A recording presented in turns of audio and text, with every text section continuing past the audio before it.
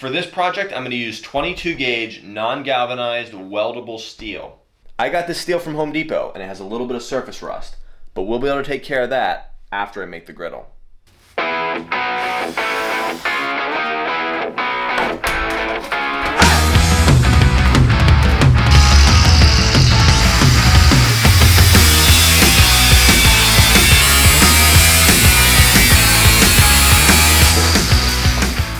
Okay, we've cut out our piece of 22 gauge sheet steel, and now I'm going to put on a grinding disc onto the angle grinder, and we're going to see if we can smooth out the edges.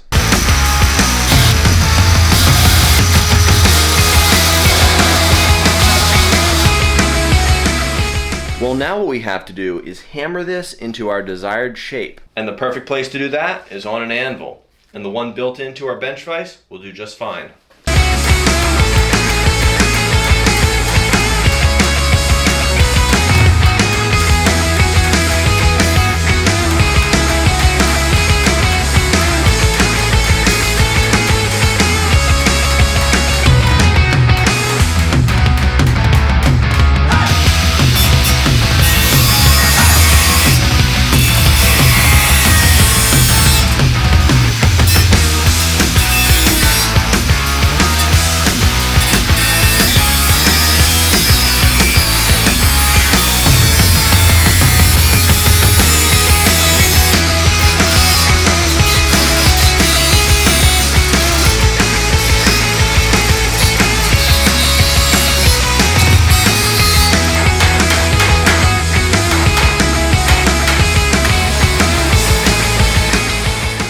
Okay, so the next step we need to do for this pan is we need to sand off all the rust.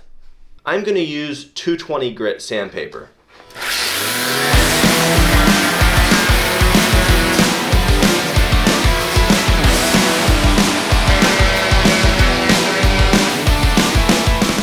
Well, I think the pan's coming along quite nicely.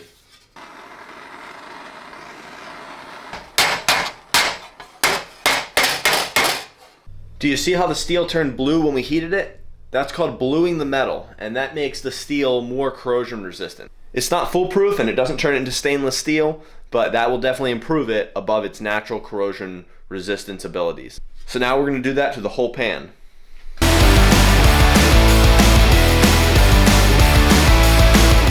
Well, there we go. We've blued the whole pan.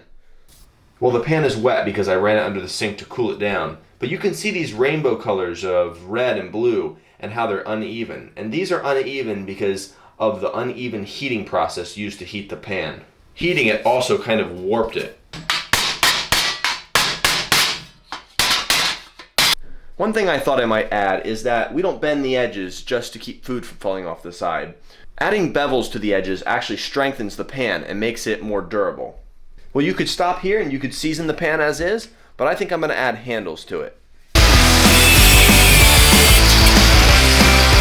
Well, I'm going to heat up this rod and bend it at the marked locations.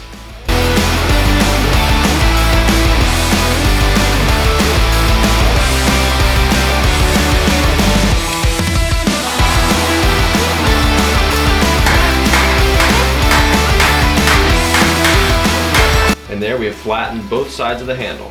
Now the way we're going to attach these handles to the skillet is we're going to use a small piece of steel rod, and we're going to drill a hole in the skillet and drill a hole in the handle, and using a tiny piece of steel rod we're going to rivet the handle to the skillet.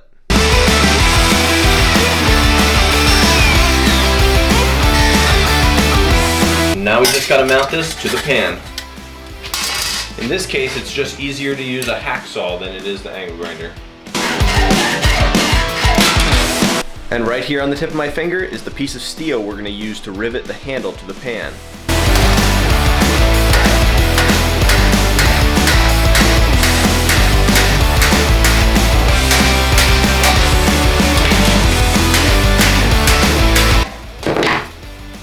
There we go. Now the handle's riveted in place. On the back side too, one right through. There we go, we got both handles on the pan. Well, we got both handles on the pan and the pan is just about done. The last step is we're going to need to season it. Well, we're going to wash the pan with soap and hot water. and then dry it by hand. And then I'm going to put this on the stove just to dry off, just for a few minutes.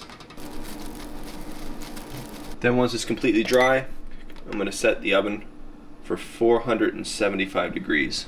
Then we're going to get some olive oil and wipe the smallest amount onto the pan.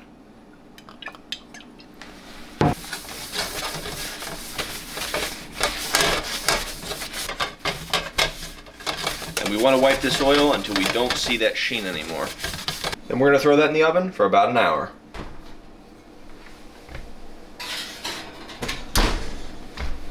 Well, while the griddle is seasoning in the oven, I got an idea of what I could do with the remaining steel. I'm going to make a wok.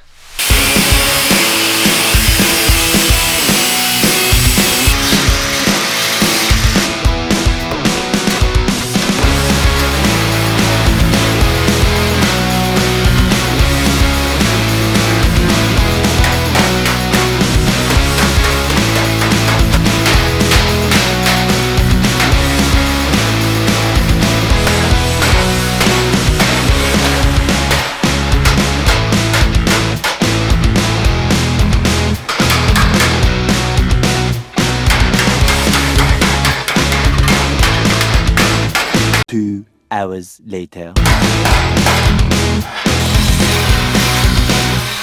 Well, after hammering this pan, it's quite dented, and I wonder if those dents will give food areas to stick to.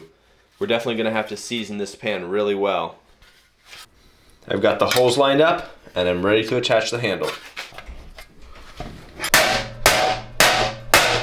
Well, it's the next day now, and I have finished seasoning the griddle, and it has come out awesome. The griddle is so smooth now on the cooktop, but on the backside it still feels like the normal steel. It just feels a lot smoother with those layers of oil that have built up on here.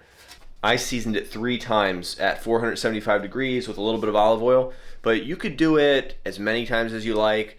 The more times you do it, the more durable the coating is, but it'll still need to be re-seasoned every now and then. Well, there was a lot of trying and a lot of redesign, but I got the handle on the wok as well. So now we have a wok and a griddle for camping. This wok is by no means perfect. It's not quite symmetrical, and some parts are higher than others, but after I season this pan as well, it's going to be perfect for doing any kind of noodles or any kind of stir fry that I might want to do at camp. I decided to attach the handle a similar way with the 2 rivets, but then I also drilled holes in the pan and put the handles through the back side of the steel pan.